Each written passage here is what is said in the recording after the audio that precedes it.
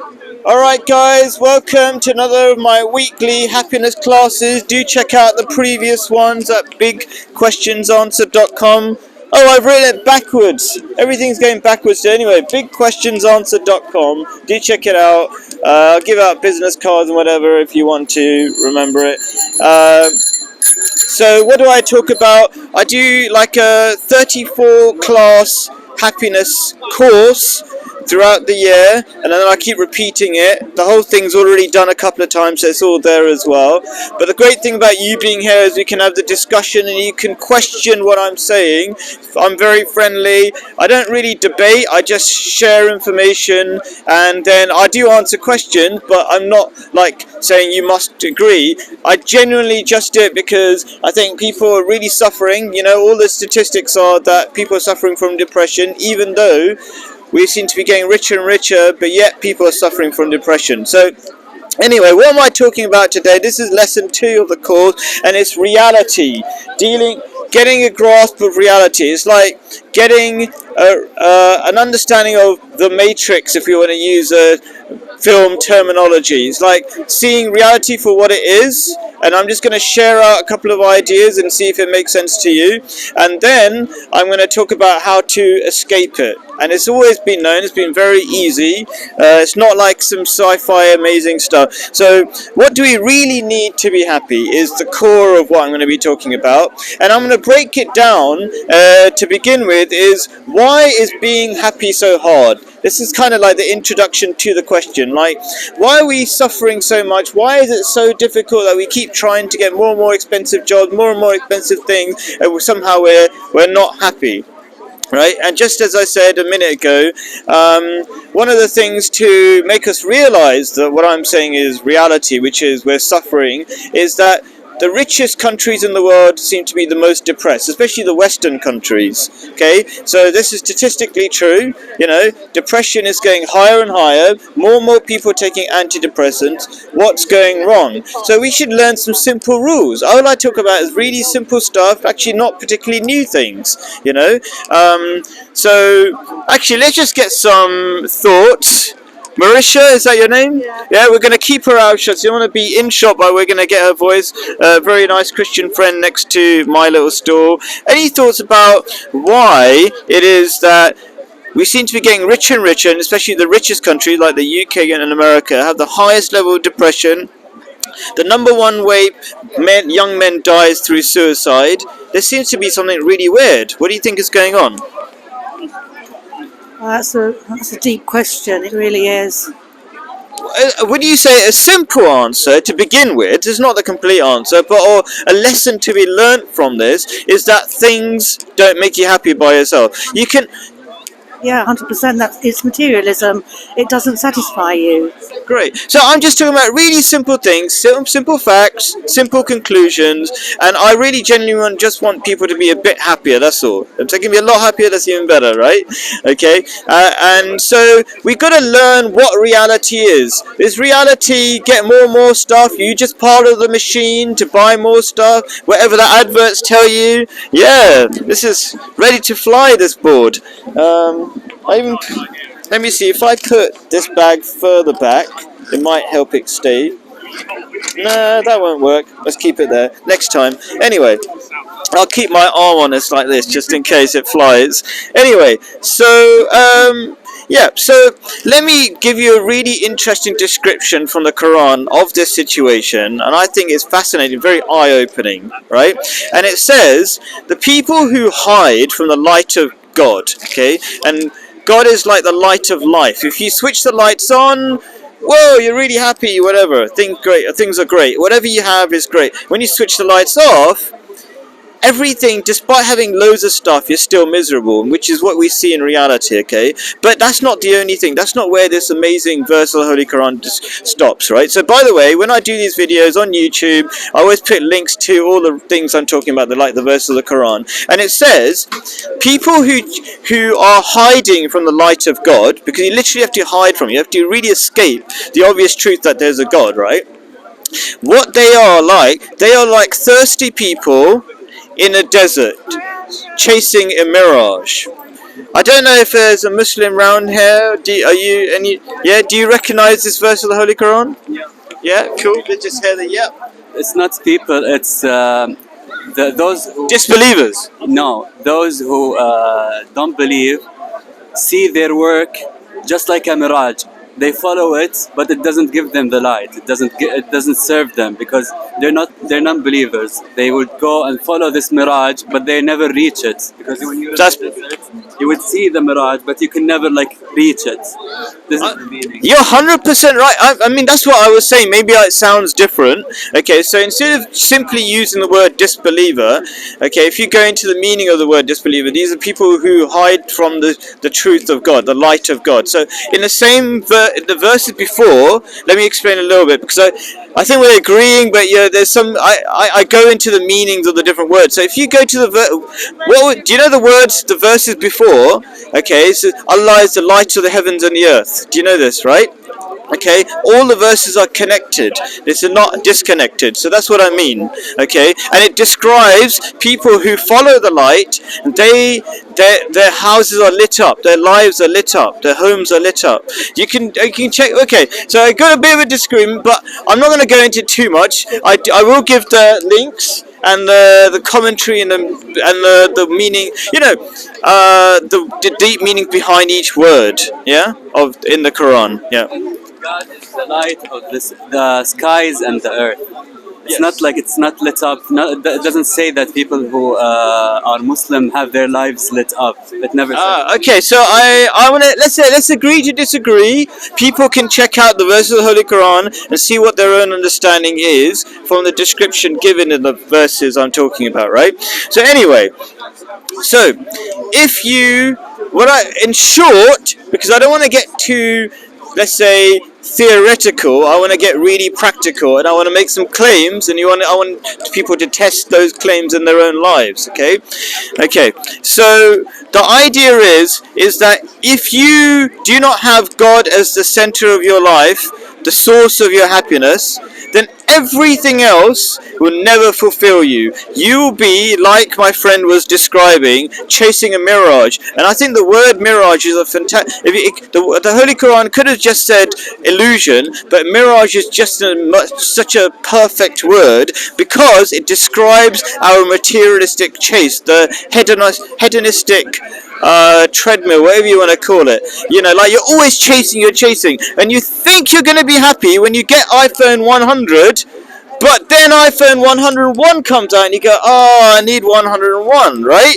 It's a continuous chase, but when you do get iPhone 100, it'll be like, obviously there's no iPhone 100 yet, as recording, I think it's 14 or something, I don't know, some ridiculous number, right? Okay, but the point is, you keep thinking, I'm going to be happy when I get it, and when you finally get it, you're like, oh, it's a bit disappointing, it's okay, it's a cool phone, but I thought my life would change and I'll be really happy, and it doesn't really do the job, right? And that's why we're always chasing. So that's kind of the idea behind this fantastic verse of the Holy Quran, which is describing this ridiculous, continuous, lifelong change when you're never satisfied, you're continuously thirsty. And that's also a brilliant description, I think. You're really thirsty for something and you're not achieving it. Yeah, otherwise we wouldn't keep running for more. So that's what I understand from this particular verse. It's a really good verse. Describes all sorts of addictions. Anything away from God, you're going to be addicted. It's not just iPhones, it could be anything in your life. You're going to never feel satisfaction. So, right. Yeah, I suppose that's the main idea of the thing. Why are we struggling with happiness is because we're chasing things that don't give us happiness. It could be really easy to find happiness. If I said happiness is that way and you go the other way, you're going to have problems. Even if you jog, you run 26 miles, it's not going to help you because you're going in the wrong direction. If you go in the right direction, it's really easy. Okay, there's loads of people who are very happy with very little. That's the main first idea. Now, what is the one thing that we really need? I've kind of given it away as to what we really need. Can anybody guess what do we really need to be happy from all the things I've said? Do you want to take a guess? No? All right, fine. You want to guess? Happiness is an emotion. So you can be happy in the morning but sad in the evening. Sure, I like that. Okay, so I would say I'm talking about long-term happiness. Okay, and I would say the only thing, according to this verse of the Holy Quran, is God that can give you long-term happiness. So we could get all complicated about the definition. Okay, but what I'm talking about is peace, things like this, inner peace, which is long-term happiness. So if you are content with your life, and you will then notice the beauty of the trees and so many things like this. Now, following this verse of the Holy Quran that I was talking about, where people are continuously chasing, there's another description of people who are disbelievers, i.e. people who hide from the light of God. Okay, and that's like people groping in the darkness. They're drowning constantly, and I think that's a beautiful description of depression. Okay, that if you have so many beautiful things around you, yet you cannot appreciate them because they feel like nothing. You just feel lost. And again, God is the light who describes where we're going, gives you guidance, and without it we're really lost. And I want to describe some examples that I've seen recently, especially with the Qatar World Cup. There's some beautiful examples I want to give. So, and I say also that I don't just talk about the Holy Quran, I talk about what psychologists say, and you'd be surprised that psychologists sound very spiritual. So, for example, the greatest psychologist on the field of happiness, Viktor Frankl, he said, to have happiness, it's not through things, it's through meaning. And the ultimate meaning, he said himself, is God.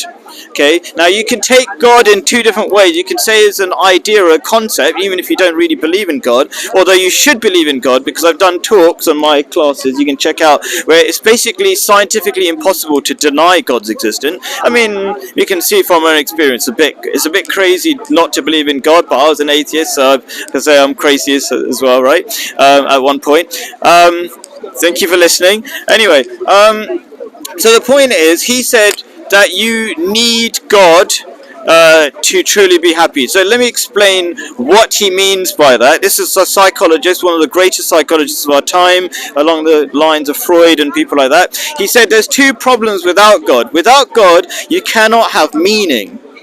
Okay, you cannot make, if there's no meaning in life, if everything is accidental, then you cannot artificially create meaning. Okay, you just can't pretend the meaning of my life is this. If it doesn't exist, it doesn't exist. So that's one thing. But also, why is God the super meaning? So I think that's what he said, the super meaning. That's how he described it, right? Because you can create all sorts of meanings for your lives, but if it doesn't fit with the biggest form of how the true meaning that God has created, the true purpose that God has created, it will be a failure.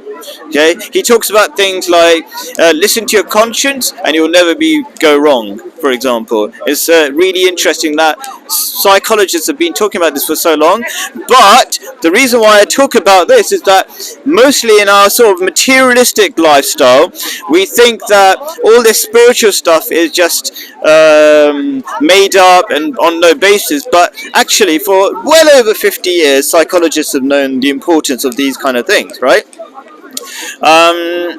So a couple of things I want to bring up on this. So 3 ways in which we need God for our happiness, where it manifests. One, again in psychology, is that the greatest or the most powerful antidepressant is nature, according to the understanding of psychologists so far. Right? Okay, there's always a limited understanding. So, did you know, for example, that nature is, according to psychologists and scientists, is the most powerful antidepressant, more powerful than any drug you can take? 100%. Yeah. And for me, that's just evidence of our natural love towards God. Because if we inherently love nature, okay, then and nature is simply the art of God, then we must love the artist. It's just an expression of the beauty of the artist, which is God, the creator, right?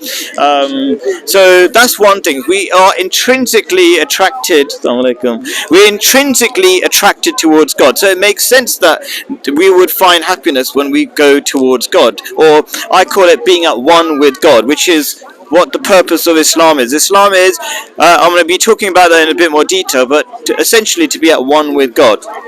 Okay, which is a lot of religions would say that. I mean, you're a Christian. Would you say being at one with God would be one of the purposes of being a Christian? Yeah, praying constantly. Yes, yes. So being aware of God, listening to God, and things like that, right? Okay, and there's a test you can do as well. There's a verse of the Holy Quran that says, if you're not sure that you have an intrinsic connection, I'd love to get your opinion, so I will talk a bit louder. You were really interesting last time, okay? So I'm talking about God is the only thing that will give you happiness, right? And I'm trying to prove it in different ways, okay? I've talked about how we have an intrinsic connection with nature. This is scientifically known, blah, blah, blah. And then that's a reflection of our love for God, right? Because if we love the art, we must love the artist. But also, there's a test in the Quran that we are challenged to try out, okay? And it says, hearts can find comfort in the remembrance of God. So I think nature, when you look at nature, truly look at nature, you're thinking about God. If you have a reasonable... Nature is his first book, and I think that's a wonderful concept. All the lessons we need to learn from death, resurrection, punishment, all of these things, you can see them all in God's book if you want to take the time and observe these things. Things that seem to be dead come to life. Things that seem full of life, actually the roots have gone. There's so many parallels that, you know... I agree. The Quran actually talks about many things like that, so it's really interesting, yeah? So one of the tests you can do is, if you want to know if you've got an intrinsic relationship or an attraction towards God, simply start contemplating on God and see if you start feeling peace. Okay, this is actually something in Alcoholics Anonymous they're actually encouraged to do. I think it's a second step. Yes. Yeah, right. So there's so many things that are really powerful, and just try it out. If you don't believe in God, just try it out. Yeah, oh, that's the path, thanks. It's really hard for bikes to get around here. Anyway, so that's another thing. Please do try out. Now, the next thing is when it starts manifesting itself physically, God's light, in human beings. So, for example, I love a lot of videos that are going out around the Qatar World Cup.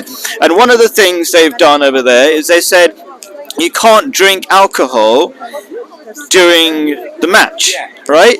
And so there's so much good that's come out of it. A lot of people, the Met Police or whatever police over here, had looked on that and they said, wow, that's really improved things. There's not been one arrest where normally there'll be like 100 arrests, right? Okay, in a World Cup. Okay, and also women are saying they feel so much safer, which is obvious, right? If you're drunk and rowdy, people are going to be scared. And so it creates beauty in the world just by listening to God's rules. So that's another thought. Yes. Yeah, the fruit of, the teachings, and so you'd have a lot more peace and happiness if you followed these rules. Okay, and we can discuss the wider breadth of these rules, but I'm just giving you an example. Empirically, atheists in their studies have proved that people who have a faith relationship, whether it's Christian or Muslim, their happiness levels, their general well-being, their ability to weather a whole range of psychological and physical problems, they're far more able to get through these with their belief in God than people who are materialistic, who have absolutely no understanding of God and they're on their own and they have to deal with it in some psychological way. So, yeah, that buttresses what you're saying. I 100% agreed, and I think when I do my talks, I put links to the material, and one of them is going to be a link to what you're talking about. There's a great talk by an atheist psychologist on, do you know Big Think on YouTube?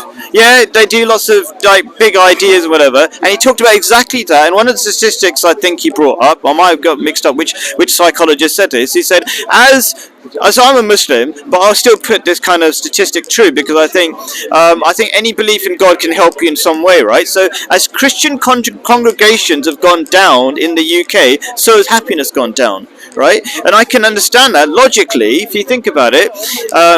I've already said that Viktor Frankl, you might have heard of him, right? He said basically happiness comes through meaning. You cannot have meaning if there's no God, right? So, you know, there's just a belief in God can change that. But also, not only that, but practically, what do Muslims do? What do Christians do? What do Jews do once a week? They get communities together, right? And without that, you have desperate loneliness. Okay, yeah, and do you know what the number one killer in the West is, or at least in London? No, go on, no. Loneliness. It's an epidemic. It's an epidemic proposal. The disintegration of the family unit, the atomization of the family, and the separation of the different generations excluded. Basically, old people now aren't surrounded by their grandchildren and helping their own children rear their grandchildren. Old people now have normally got a little kind of a thing outside of their flat you've got to type in to get in, and they're sitting there. Old people's homes. Old people's homes, but also with even their own home, because one or two children they have gone. Welcome to the platform. They've gone. They're no longer part of these person's life, and they're rattling around these homes until they fall over and bang their head and die. It's Stone Age. I've never been interrupted by this many bikes before. You know what? This is it. Normally, speakers call. That's the bike lane behind us. I don't know why. Anyway, but I totally agree with what you're saying. What you're saying is so important, because why has the disintegration of families happened? This is again back to the rules of God. Without the rules of God, we have complete collapse of the family. What do you think? Because I'm interested in this subject. I'm trying to work out what happened to the family unit that started the disintegration.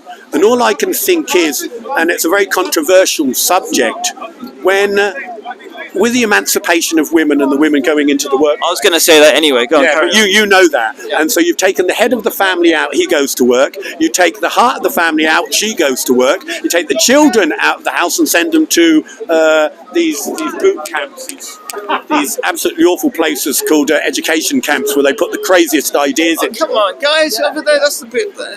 I get Yeah, let's make a little gap for them. Yeah. Come on, let's put the camera a little bit this way. Sorry, okay. I'm stealing some of your You're not stealing, you're actually saying what I normally say, so thank you very much.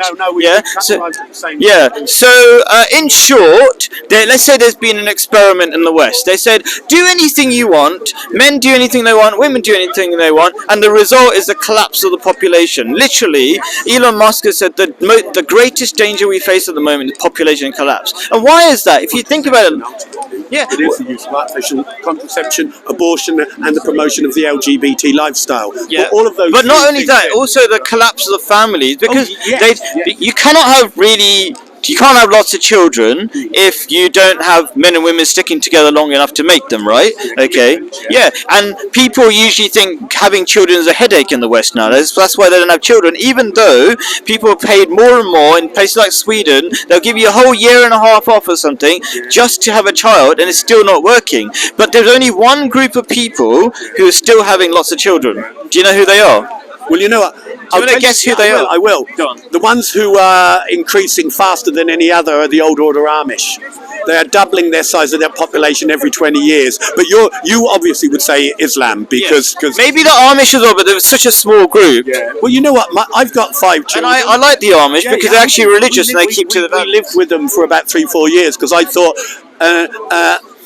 to actually see what template they have got that has withstood for 500 years and how applicable that will be as a remedy for a lot of the things that we've got wrong here, which is multi-generational families, your own home business, owning your own ham, being open to life. The whole thing is a society in itself. And so I've got 5 children and 3 in heaven, but my friend's got 10 children, other families got 8 children, because we come from a very traditional Christian church background, where if you can find a woman who's open to life, who believes in God, you are a very, very, very, very fortunate man. Because even within, I don't know, Islam and certain branches of Christianity as well, the doors are shut to life as it is anywhere else. Yeah. So, I mean, I agree so much about what you're saying, like multi-generational households, but that can only happen when you respect your elders, things like that. And actually, I talk about but I'm getting a little bit of tangent. But you're saying so many. sorry, You yeah. know, you're saying you don't have to apologize because you're saying so many beautiful and really important things that are kind of hammering home this idea of God's beauty through His rules. Okay, so Islam, and I'm not sure to what extent Christianity, but probably Christianity supports the values elderly. So, for example, one of the sayings of Prophet Muhammad, peace be upon him, is said, if you respect or treat nicely an older person, you'll be given somebody young. A younger person will treat you when you're old. Okay, which is actually logical. That's fantastic, because it's a scripture that I found. It was in the Wisdom of Sirach. It basically says a kindness to a parent atones for sin. And I thought, I like that whole concept that you actually being involved in a charitable way begins with your own flesh and blood, especially your parents. So I like this hierarchy of, what's the word for it? Let's say there's certain things, obligations I have. My first are to my children. My second are to my parents. That's the way I look at it, because I'm looking after their grandchildren. And from that, it spins to uncles and aunties, and from that to cousins. So we have this net that is the safety net of the family unit, where it's an obligation under God. It's not something you're forced to do or you're paid to do. This is something you know in your heart you must do, because do unto others as you would have them do unto you keeps the whole thing going. And this is why I tried, me and about 4 or 5 families moved over to Ireland, bought little farms, things like that, and we were all homeschoolers, because I would not ever send any, if there's anyone watching this, homeschool your children as an emergency, because things are so bad out there with your children. But I'm stealing your thing. Okay, cool. Yeah, cool. Thank you. Very humble. I like that. Okay, so so let me see. And finally, we kind of touched on this idea of through God you have community, right? Okay, so only in religious settings do people call each other brothers and sisters, for example, right? And this is another thing I want to come back to the Qatar World Cup. There's so many beautiful videos coming out. There was the Brazilian coach, the Brazilian football team's coach, and he was literally crying from this one story out of love, right? Because he was so happy. He saw, and you might, as an Arab, you might appreciate some of this little story. Are you an Arab as well? Okay, where from? Saudi Arabia. Saudi Arabia, and you're from Oman. Oman, right? Okay. And I lived in Jordan, Urdun for a couple of years, and I love the Arab, the love for each other, basically. And you might appreciate this little story from Qatar. So this Brazilian coach, he said he was away from his family. His daughter was somewhere in Qatar, along with the Brazilian football team. Not actually with the team, but, just to watch this, right? And she had 2 children with her. One of them was sleeping, like children do. And she was really struggling. And an Arab man just came up and just said, can I take where do you need to go? And he picked up the son, this boy, and just went. And this went viral. But for Arabs, where people are so close to each other, it's not a big deal. But this only comes from this idea that we're all brothers and sisters. There's no disconnection. But over here, and I don't hate on Westerners, I just feel sorry for them, right? Okay, because I'm a Westerner, I brought up here, right? Okay, that you wouldn't get that. You wouldn't even get people making eye contact. You can't even smile at people. It's funny you should say that, because my oldest daughter got married last week, and our church community, we couldn't afford an expensive wedding. We've got no money. But it was, can everyone bring something for a shared meal? And I said, get down to Lidl's, make sure there's enough chicken legs and stuff like this. And I was a bit embarrassed, because I thought there's going to be 150 people there, and I'm not sure how it's going to look. But when I walked in, the trays and trays, the lines of the best food you could ever believe.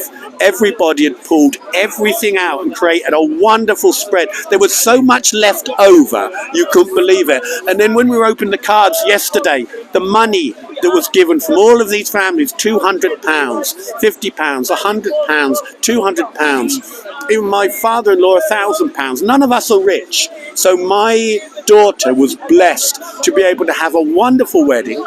The community came together, they lifted the load, and then the gifts of love through the money that would help them establish their family unit. I thought, You won't get this anywhere else. That sounds like one of the most beautiful weddings I've ever heard of. Like when you think of the celebrity ones where they're really expensive and wasting loads of money, They say it doesn't make 20,000, they're talking. This Yeah. have been about 1,500. And in Islam, a good wedding is when the poor are fed in that wedding. So it's just beautiful. I love that story. Thank you very much. Right? Okay. And so I just want to get to the last page. Like, how do you get what you need, which is God? Now, you don't really get God. You have to be at one with God, right? And literally, the meaning of the word Islam, there's two sides to it. There's peace and there's submission to the will of God, which is another way of saying let go of your ego and listen to God. Right? But how do you do that? Because people don't want to let go, especially in an individualistic society. The biggest problem, basically, is the importance or self-importance. Like, I am very important rather than thinking the community is important. How do you overcome that? And this is just one idea of how you can overcome that. And this is a phrase that Muslims say. I'm gonna have some fun because you're. It'll be funny if you can't remember because he's an ex-Muslim, right? It's okay, right? And he's a very good friend of mine. One second. Yeah. So anyway, just for fun, do you know the phrase that Muslims say the most in their prayers? It's alright. So, your turn. Allahu Akbar. Yes, Allahu Akbar, which means, do you know what Allahu Akbar? Okay, let's leave it. Okay, well, do you know what Allahu Akbar means? Praise God. Yeah, or God is the greatest, right? And when you realise, yes, we believe that. We're great. Allah, this is what Jesus called God as well, right? Anyway, so as soon as this is what you see a lot by Muslims, they kind of realize when they realize God is the greatest, and Christians can feel the same way, right? When you realize God is the greatest, you don't feel the need to make yourself so important, right? You know, unfortunately, it's very interesting to say because we're here at Speaker's Corner. Yeah. And there is a dynamic that works in Speaker's Corner, and it plays into the Jews had an expression of it, puffing up. It's like you put flatbread on the coal and the hot air like bitter bread. Yeah. You know, it gets puffed Big-headed, up. maybe? Yeah. And because there's an element of conflict, an element of Getting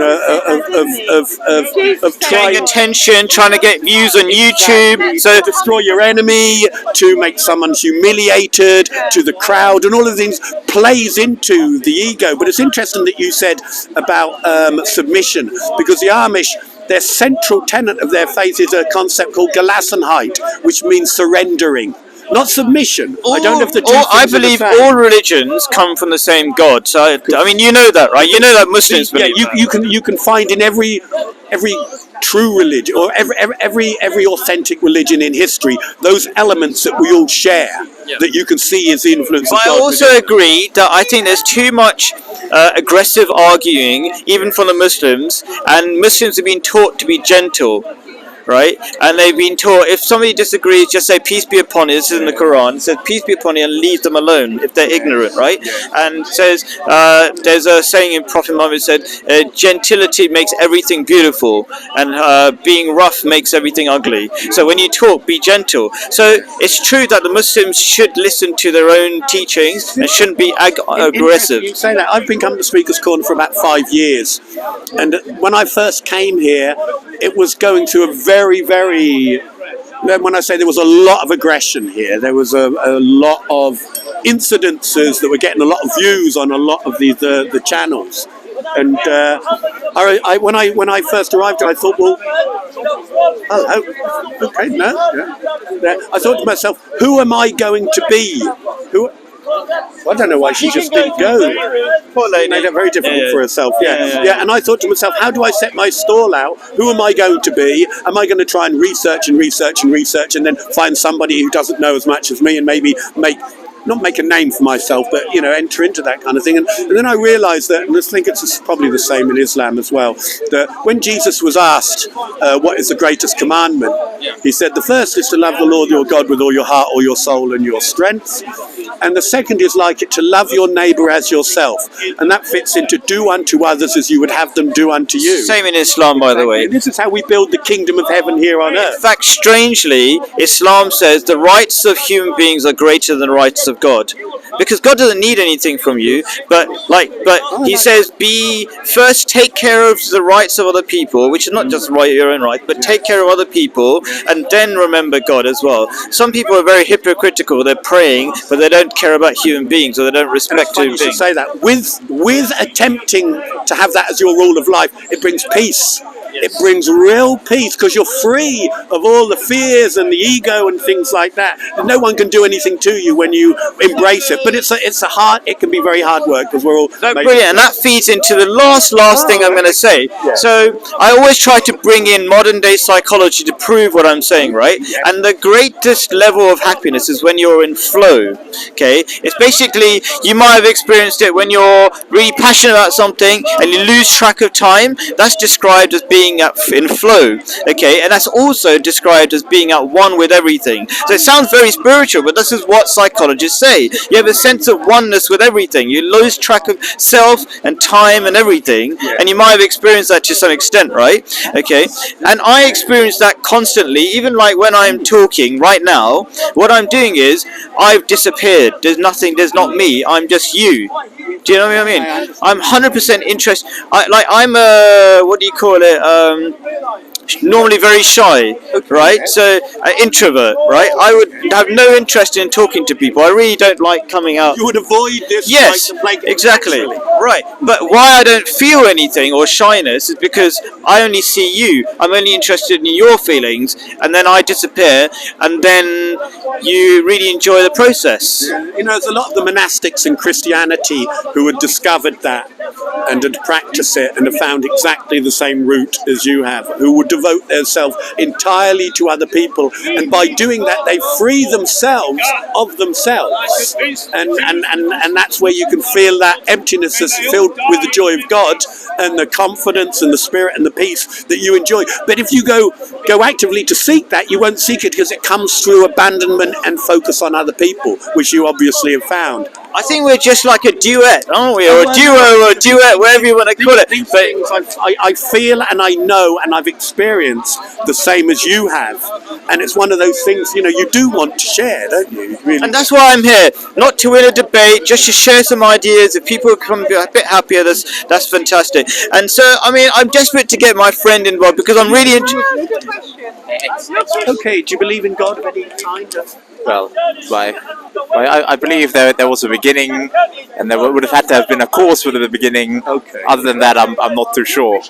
What do you say? Is it fair to say you're exploring different ideas, are very spiritual? And the thing I want, just to finish it off, just a thought, okay? Almost finish it off, because I want to do a round off. But the idea about being passionate, you're a very passionate musician, would you agree? I'd like to think so. Yeah. Right? And so I just want to kind of bring in a little bit more practicality. Like, how do you find a passion? I do a whole talk about that, but this idea that I'm talking about losing yourself, okay, is when you one way people don't correctly try to find their passion. What they try to do is they try to say, what would make me feel good? What do I like? Rather than try, how can I serve somebody? How can I lose myself in serving somebody? And when you think like that, you find much stronger passion. So, for example, you're into music, right?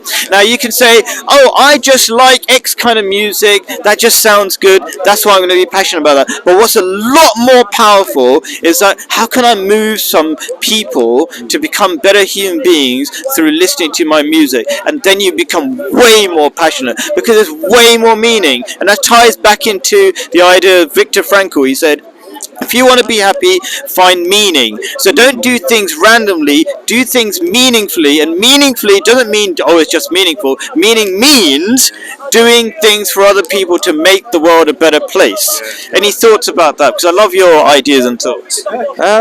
Yeah, I mean, but I agree with that. Cool. And that's usually what he says, which is great. You don't need to say loads of things. If you agree with it, that's fantastic, right? And One thing on the music thing, though. Music is a very subjective thing. So my mentality around it is that you can't really impress everybody with it. What you do is you just give it your all. You dedicate yourself to it, and if some people like it, they like it. There'll always be some people who like it, but equally there'll be just as many people who don't like it. So Yeah. So there's It's about finding the middle way, basically. okay, I would say even better way to look at it is it starts with intention. So in Islam it says your deeds are judged by your intention. So when I come here, I don't think I could actually. I know how to make videos which will make a lot more views, which are if I argue with people and pick a fight with people, right? But I don't.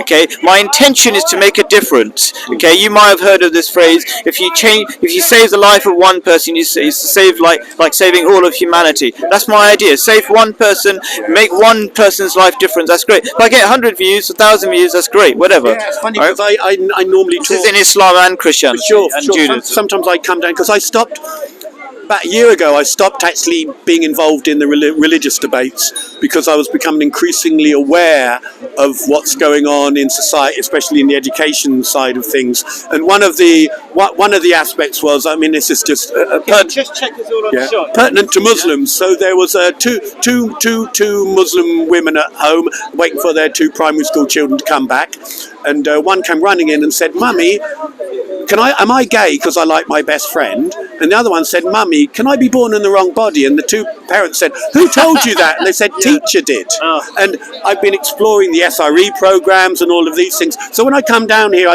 mostly it's Muslims I speak to. I show them some of the subject matter, and I've got a whole load of sheets for deregistration from school. And I say, if one father is woken up to the state of the environment he sends his child to that's preparing him for hell, and he pulls him out the flame, I would rather that one, if I come here for 10 years and that one happens, rather than win every debate that's going on here in the park.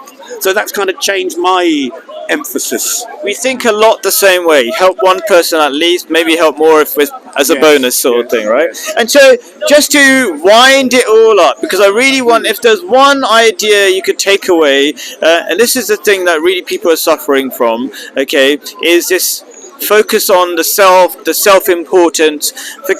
You don't have to totally forget your needs. Still go to the toilet, still eat food, whatever. People go to extreme, oh no, how will I take care? Just remember there's only one God. And when you remember there's only one God, and you'll see a lot of Muslims do that, like Khabib, like the UFC fighter, he becomes so powerful by forgetting who he is. He doesn't care about if he's going to win or lose, he just cares about doing his best and remembering God is great, and then you become more powerful and more helpful and all these kind of things. You won't suffer. A lot of modern people or people in our Western society think, oh, if I forget how important I am, I will suffer or something. No, you won't.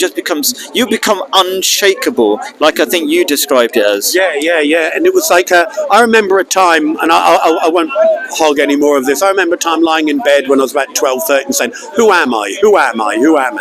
And then the only rationale I could see for the existence was to accumulate as many pleasurable experiences as possible before I die.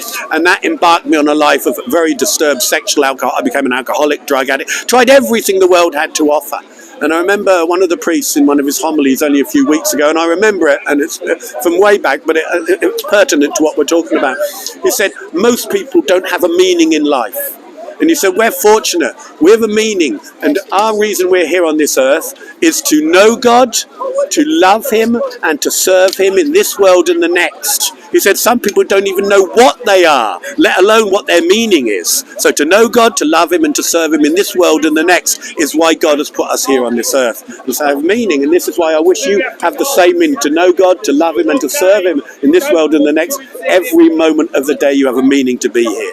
Cool. I think I'll end it with that pretty much. One thing I'd like to say, since you're a Christian brother, is that in Islam, I don't know if you know about it, but Prophet Muhammad, peace be upon him, said, till the end of time, to protect Christians protect the monks, and he wrote a whole contract. Have you heard of that one? Well, I don't know the details. Yeah, so basically, in Islam, we're encouraged to find what we have in common rather than just keep fighting each other. And when you find what's in common, you can get close to each other and understand each other better and learn from each other. Anyway, I'll end it with that. Thank you very much for watching. Do press the like button, all that kind of size, subscribe, whatever. Alright, and comment, by the way, because I do respond to the comments. Carry on the discussion in the comment section. Arthur, do you want to end the recording?